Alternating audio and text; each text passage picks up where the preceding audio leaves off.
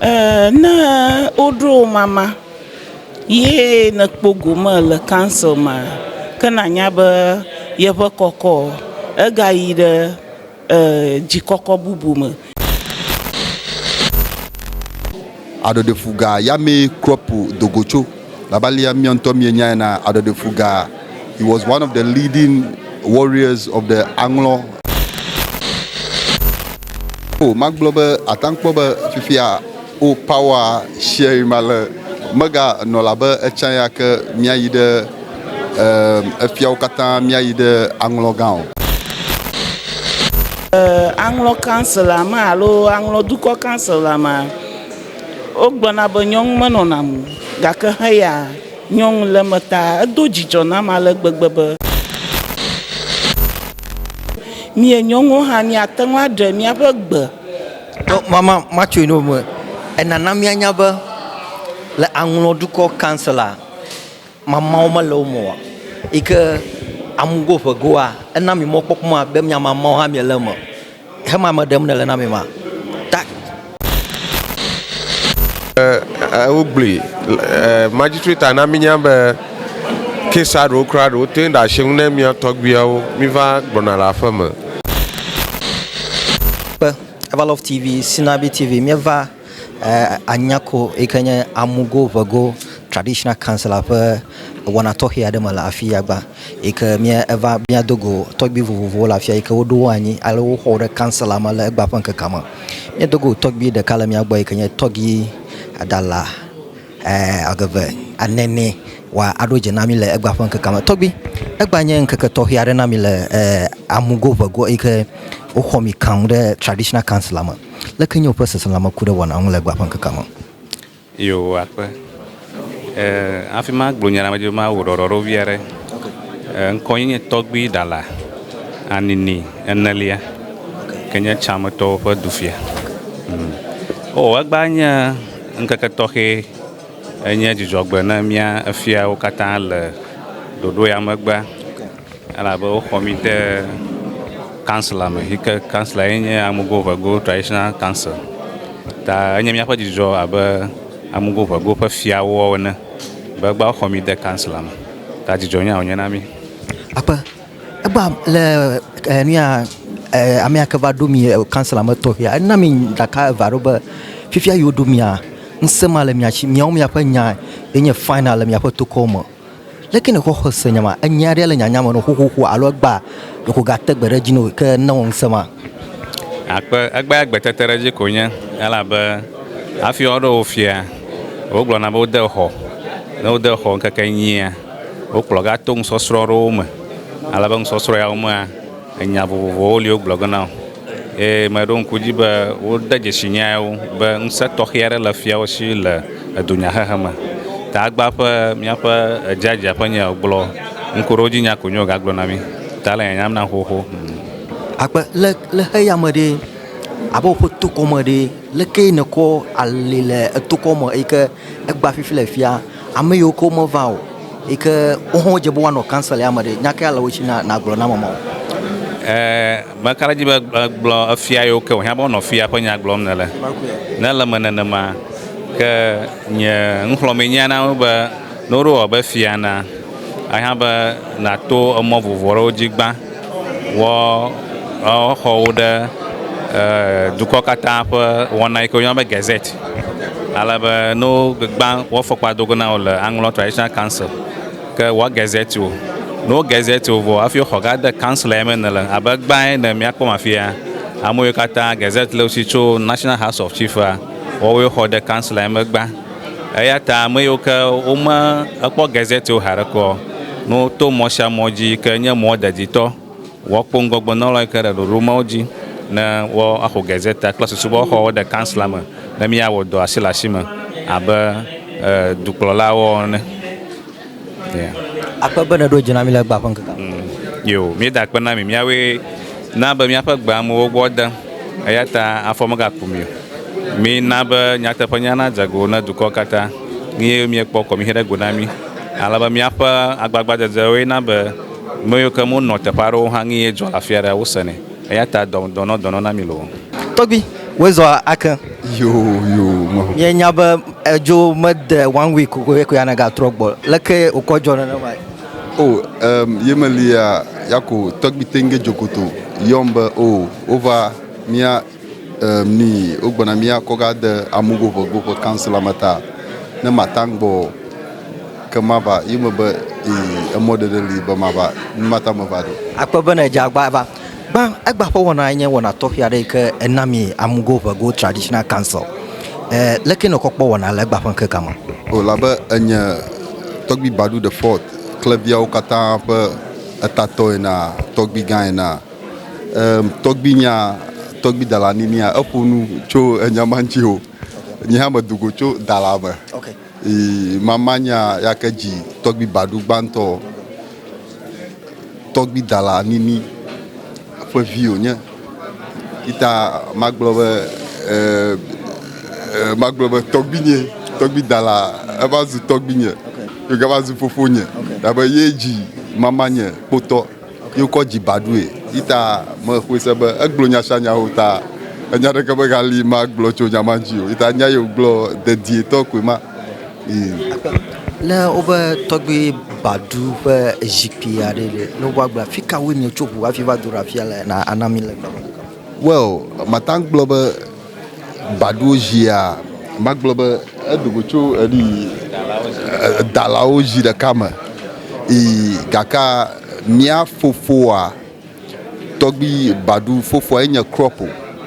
maglobe kropo a ipa jijimenya togbi ado de fuga yame kropo dogocho labalia mionto mienya na ado de fuga. He was one of the leading warriors of the Anglo clan when Exodus aji miocho ngochea togbi ado de fuga okple togbi Assyrio kple banya wowe they were leading the Exodus over togbi ado de fuga magloba nova settler ye ga move na aba ga capture the babu kaga trova kaga ba blona amachichio ba omoji the payaka ye ga ba la the pale clear ka o ga move itana kpo jita anyangwi afmo kata atankpo ba ele tepo dara fma yo nye klevia o fanyigba yake nakpo ye mie dolifo pakple agavao mega dolifo pakple adao pakple mie dolifo pakple togbi adalajao ha ita maglobe ado de fuga ya me madogocho. So now let's talk about me punkude enna menya be klevia we ne ye pe fia gan ne on ta gan ne enna menya be anyanwi afmo katanye yo pe anyiba leke mokaji ozo afi mi banye afia gan alo ike onyafmanye to afmanye te pe ike ne pon na duna afia anyiba mokataji le no maglobe enye ehlo tato. yes okay tato ehlo tato is different from maglobe ni efiayu lafma ajabe onye ehlo mami machoa ye togbi baduenya efia gana ehlo mata me control anyigba mokata. Oh okay ta na mi agbefia e control anyanwi pa anyibado lafma. Yes enye togbi badu akwenya klevio kata fa tato. Okay. Ita numata anyigba mokata ole togbi badu ate. Okay. Ike togbi nana mi anyaba le anyanwi fifi le fia kwa le klevio pe enhlo tato ai ke yenya le yema yimoa anyigba mokata yo te ole na makin le egba ma ha dodi afuga yo ila anyigba mokata ike fifi le fia ha egale wo nkoma menene ma. Yes. Okay. Ike mi va let's come to afia le egba panka kama egba amashama va afia ike wana tohe ya anoni ike le afia saya mafia ike mi apa kansela nuka ne kpoba ga tovo le egba po wana na na mianya. Oh maglobe atankpoba fifia o power share male maga no labe echanya ke miayide efiawo katã míayi ɖe aŋlɔgã o fifia wova power distribute ne afi sia ɖe so magblɔ be tɔgbi tenge dzokoto fia ye nye amugo ƒego ƒe president alabalea wogblẽ na so mefo be is good in a way be ne nane dzɔ le area ya ma míawo hã council le mía si ali exactly míega yi ge ɖe aŋlɔgã va no enya hem le aŋlɔgã ke pressure hã dogo le wo dzi hã vie egbe so ke ne wònye be le akpa yi ɖe ke míekpɔe be enye nu yi ke abɔ fukpekpe blibo yi ke nɔna wo dzi ne nane wɔwɔ yi ke ekiwu nɔna anyia míawo hã miawɔ miatɔ le afi yi ke maganye agba nɔ woawo dzi o mene ma gblɔm ne le exactly enya katã koe mane gblɔ enya katã koe mane gblɔ so mefo be tɔgbi tenge dzokotoa he is also a great man yi hã ata ŋu owó itɔ si nu so mi katã ne mi supporti labe efiabiwo nɔkɔ nusianua adze fiatɔ adze gato akpa bene ɖo dzi na mi le egba ƒe ŋkeke me yi ke tɔgbi badu ok tɔgbi ŋu ɖeka yi ke me dzi ma bia wo le egba ƒe ŋkeke me minya be efia gblẽma ɖeko ne ge ɖe me ko ya minya enɔ boxing field enɔ enye amegã le soja me va yi na fifia ne ge ɖe efia gbla me leke ne efia gbla me kpɔmee abe ame yeye nene well ne megblɔ nya fia ɖi manye nui na fia manye eni magblɔ be manye vevesese ɖe ni amaɖo fia well ne me be magblɔ nye ŋutɔ nye opinion a efia le magblɔ be efia la le ka ewɔ labe chairs of death ene ese gɔma chairs of death alea anu fefefem kpakple wɔ gbe ŋuti chairs of death because menye no invite wo ɖe afia ɖe fia menye nu ke ne na kpekpe ga le afi ma o isi so enua katã va wo ɖe ƒomevi gaka well ne ezia ŋutɔ le yome aƒedoa le yome ye mawu gã dziƒoʋĩtɔ hã le yome kɔ nusianu yake ne mita you will always overcome numata ne se míaƒe symbol a míegblɔna be neho yeah never failing excellence with hope we will always overcome ita obstacle yake miamita nyama huse be definitely we will always overcome akpa bene ɖo dzi na mi le egba ƒe ŋkeke me yi ke tɔgbi nana mianya be obstacle ɖe sia ɖe ke ne face le definitely you overcome all of them akpa bene ɖo dzi na mi le egba ƒe ŋkeke me okay akpa miege ɖe tɔgbi gbanaglo asafo edzi yi ke tso abɔ dzi wa aɖo dzi na mi le egba ƒe ŋkeke me yi ke efiawo ƒe ɖoɖo le afi ya gba ɖe kansela ma tɔgbi wozɔva yi ke meka ɖe dzi be wɔna tɔxɛ aɖe yi ke miewɔ le egba ƒe ŋkeke me leke ne kɔkpɔ wɔna le egba ƒe ŋkeke me question ake ebe leke ne kɔkpɔ wɔna le egba ƒe ŋkeke me wɔna matsoe be enyo le nyateƒetɔ ma gbãtɔ wòdze ma va because nyanye meɖu fia 2011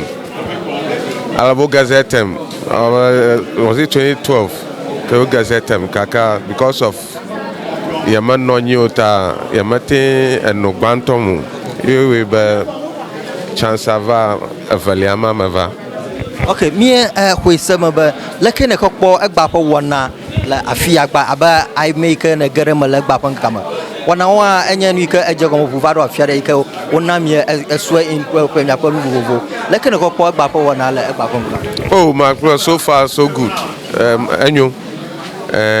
ye dzidzɔ mi be mi nye member so le egba me ta matsoe be wɔna nyo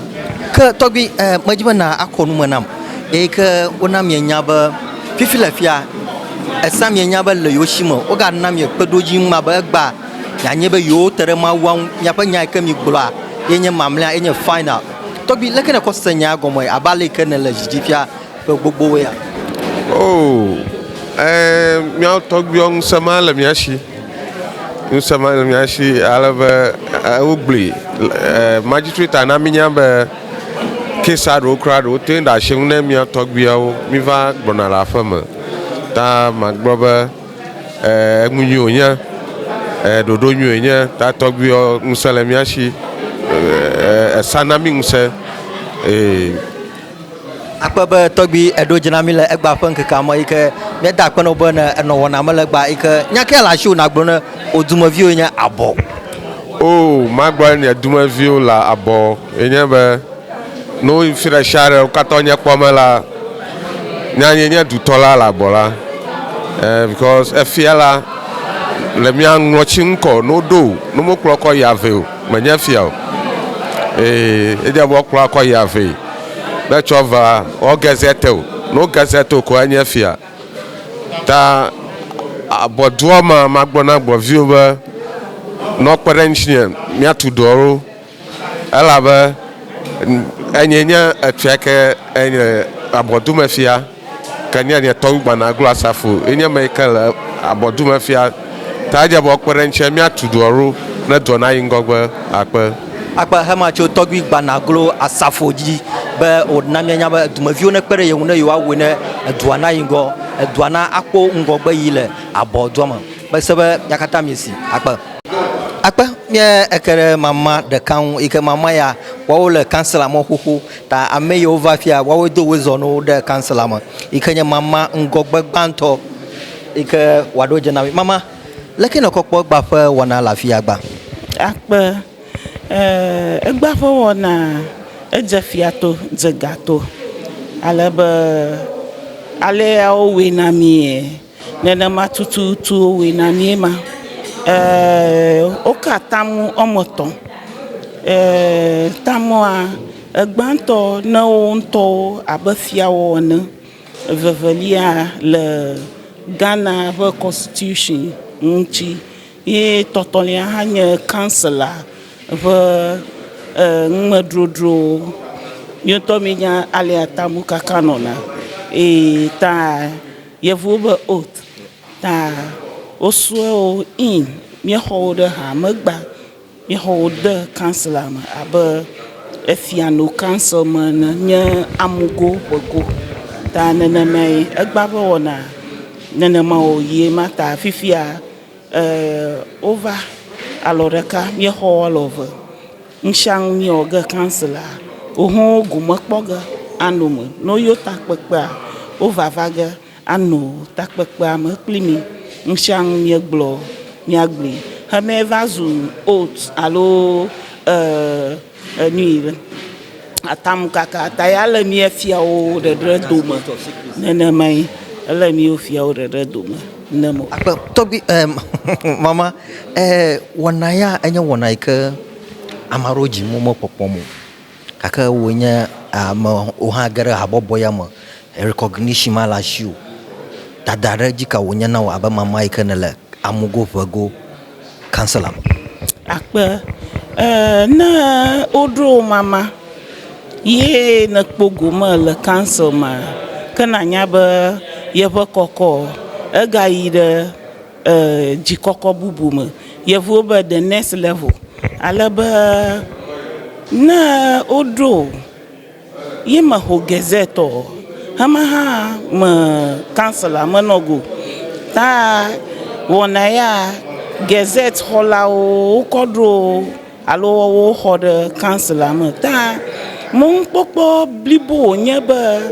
ɔɖo ada fɔkpa fɔnu naho gazette aga no kansel ma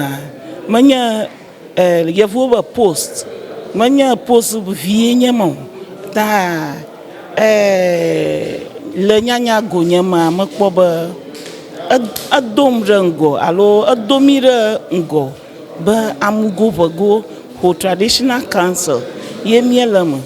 magblɔ nia le aŋlɔ council ma alo aŋlɔ dukɔ council ma wogblɔna be nyɔnu menɔna mu gake heya nyɔnu le me ta edo dzidzɔ na ma le gbegbe be mie nyɔnuwo hã míate ŋu aɖe míaƒe gbe. Mama matso ino me enana mianya be le aŋlɔ dukɔ councila mamawo mele wo me wa yi ke amugo ʋegoa ena mi mɔkpɔkpɔma be mia mamawo hã miele me hema me ɖem nele na mi ma ta leke wòkɔ do dzidzɔ na woe yi ke nana manya be yi le council me. Edo dzidzɔ nam be abe mama na mekpo gome ele council me elabe mie mama wɔ mie kpena ɖe tɔgbiwo ŋu hã gblɔna nya ne wogblɔ nya mie ŋutɔ mi be ne nyɔnu ƒe gbe le me kɔ edena to ta nenemae mikpɔ be mie nyɔnuwo hã míaƒe gbe